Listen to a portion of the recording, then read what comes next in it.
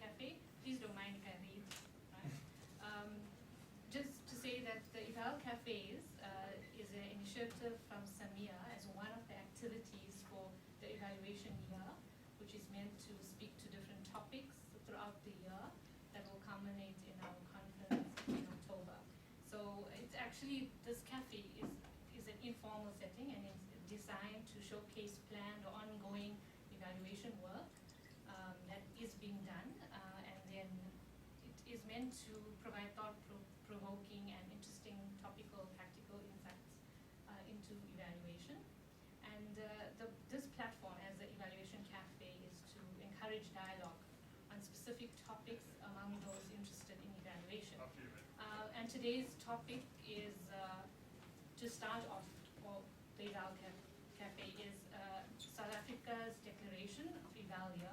We have already declared in South Africa 2015 as Eval Year, and now this session is aimed to work towards Evaluation Vision 2020, which Jennifer Bisgard will speak to.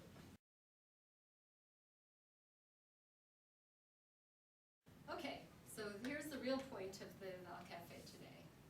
So what are we looking towards? We're mobilizing worldwide towards Eval Vision 2020, looking at the year 2020. So the first step is that associations who are celebrating Eval Year are asked to consult. This is part of what we're trying to do today, and to build their own positions on the agenda that I'll talk about. Okay. The second step is there's another international conference called the 4th International National Evaluation Capacities Conference, which is going to be held in Thailand from the 26th to the 30th of October, and that is being sponsored by UNDP and Ideas, which is another type of OPE, but for individual evaluators. So that's a worldwide society for evaluators where individuals belong. So that's got a very defined sort of audience, but it will have representativity from around the world, and they are focusing on a sustainable world. So we'll come back to that a little bit.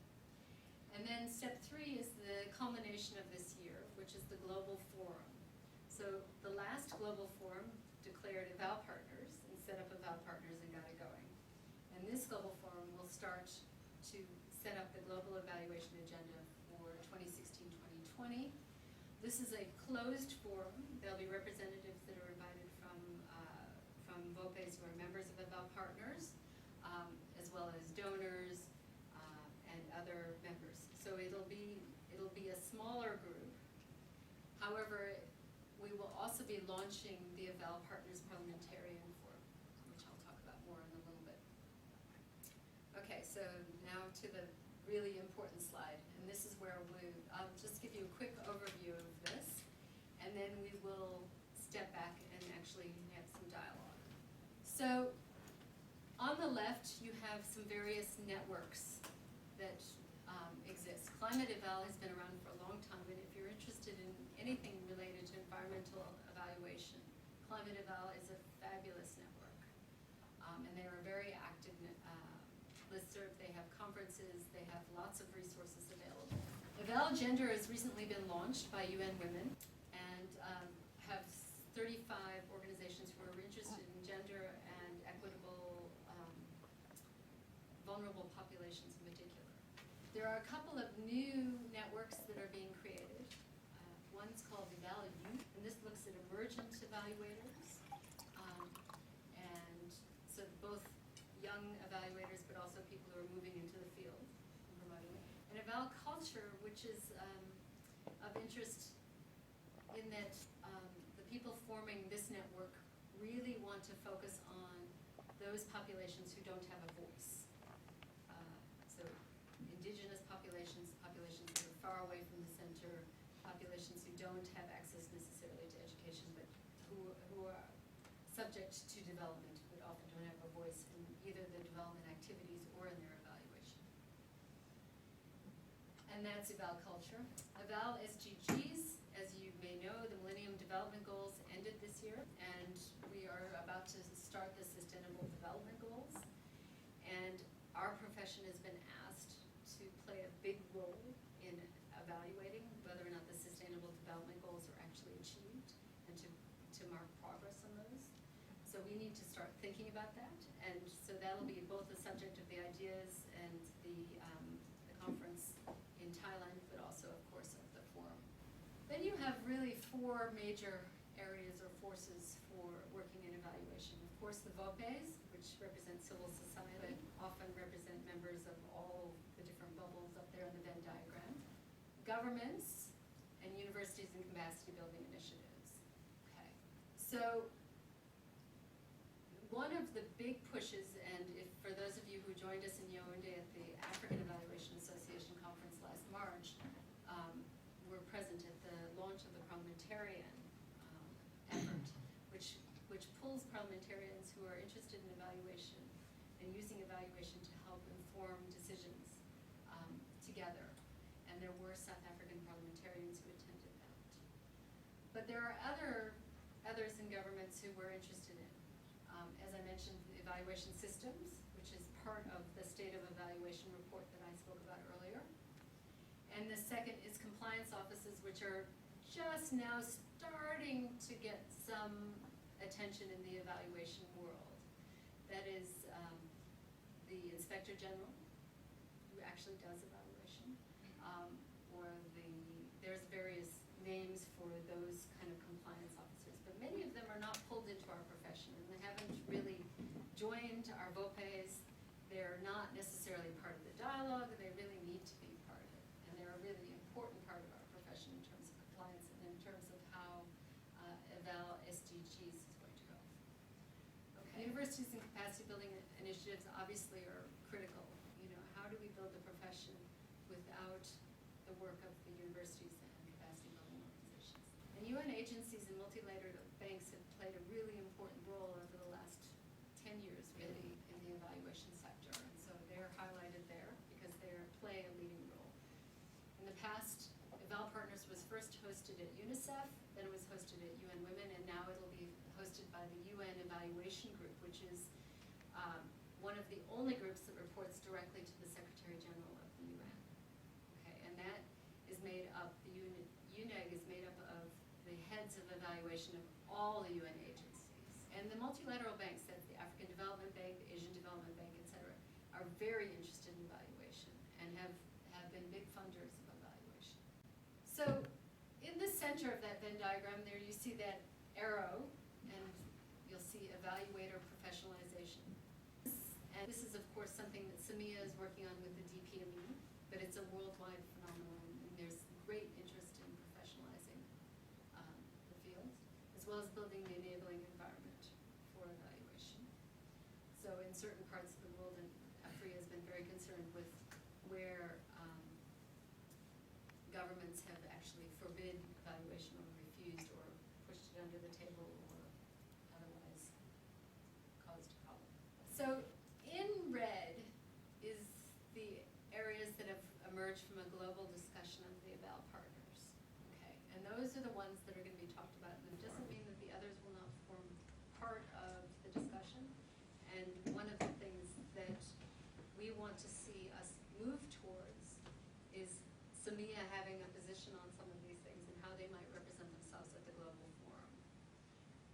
So in red with the star are the ones that will be discussed. And I think what I'd like to do is kind of open it up for discussion and questions and otherwise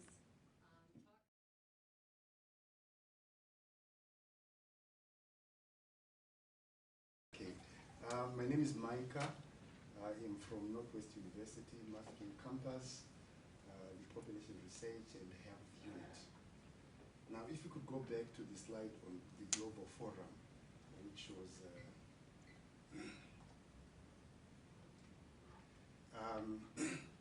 it seems the private sector is not represented. Is it represented anywhere, the private sector?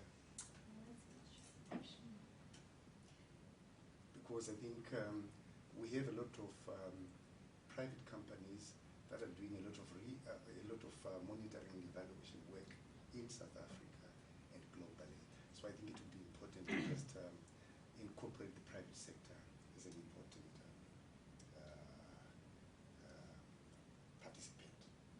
Then the second one, I remember we had a meeting with the Department of Planning, Monitoring and Evaluation sometime in March at Pretoria Hotel or Aratambo.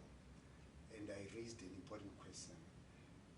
When you say evaluator professionalization, how do you define professionalization here? Because there are various issues. Because at another meeting held somewhere here in Pretoria, we raised again the issue to do with or relating to professionalization. The question then was, what is the prerequisite qualification or qualifications that would speak to somebody who is a professional evaluator? And then this last meeting again, the question was, what do we want to professionalize per se?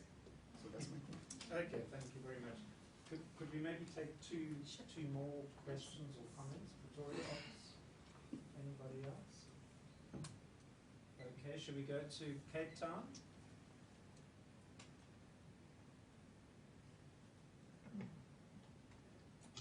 Okay, we don't have any burning questions here at this stage. Maybe All right. Maybe in response it'll prompt some Yes. other questions. All right, that's fine. Durban? Thank you very much. I just would like to associate ourselves with that question that has been put by the last speaker on Yes. slide on Global Forum. That number 6, evaluator professionalization. That's where we also just wanted to be more unpacked so that we get to know what is it that is there. Thank you. All right, thank you. I'm sure Jennifer would also like to have other people respond to questions, but to kick things off, perhaps Jennifer, you want to just respond to those questions? Sure. I think first the private sector. I'm from the private sector, having been running an evaluation consultancy for the last 22 years. But they're really in the civil society block at this point in time. And the members of the VOPEs across the globe come from a variety of sectors, including the private sector, the public sector, NGOs, universities, emerging evaluators who are young and who want to volunteer and start things. So private sector's there, but maybe not as explicitly as we should make it. So I take your point, Mika. Evaluator professionalism. This is the conundrum of our profession worldwide. Over the last 30 years, it's come up over and over and over again. In South Africa, the profession hasn't been alive that long, but in other parts of the world, it's been a conundrum. And the question is, how do you manage quality, and what sort of elements do we want to have quality? And various evaluation associations have chosen different routes to take this. In Japan, you take an exam. In Canada, there's a portfolio review. So you submit a portfolio to a group of your peers and you get accredited or not. In some other places, it's whether or not you can get work with you. There's individual accreditation by a government. And then there is also the model that's being used in similar professions, which is that you have people who qualify against ISO standards. So there are a lot of different models. And what is comforting to me is the debates that we're having worldwide on professionalization are the same as the debates that the legal profession and the accountant professions had 100 years ago. You actually go back and you look at the archives of those professions, you will see exactly the same points that people make that we make now. And all you have to do is translate lawyer or accountant for evaluator. I think that it's been a topic of discussion since, as Mark Abrams, who was on the original SAMEA board with me, will testify as well. It's a topic that we've talked about since the founding of SAMEA. But, and maybe I'll let Mike or somebody else speak about this, about why professionalization has become more important, because it's a current project. But essentially, I think that South Africa has just decided, you know, we're going to have to just try something and just get going. And if we don't get going, we'll never get going, because we're never going to so we have to gain experience and just try it out, which is very similar to what the DPME has done in terms of its standards. And so maybe, Mike, do you want to comment on why DPME and SAMEA are doing the professionalization, and why it's maybe an important input that you'll be making to the global forum? By Mike, you mean Mike Leslie in Cape Town? Yes. Yeah, okay. Just wanted to make sure. Thanks. Okay. No, yeah, I don't think you probably would like that. Yeah. No, thanks, Jennifer. Yeah, so basically SAMEA and DPME had, we'd collaborated previously on a set of standards and competencies for government evaluation, and some of you may have recalled the consultation around that. And largely kind of building on that has been, as Jennifer said, a kind of long-standing discussion of what route or do we pursue this idea of professionalization in terms of credentialization, licensing, qualifications, requirements, etc. And out of that said, well, let's not take any firm positions to begin with. We're looking at a lot of what's happened internationally from Canada to Japan and other places, but let's rather undertake a feasibility study.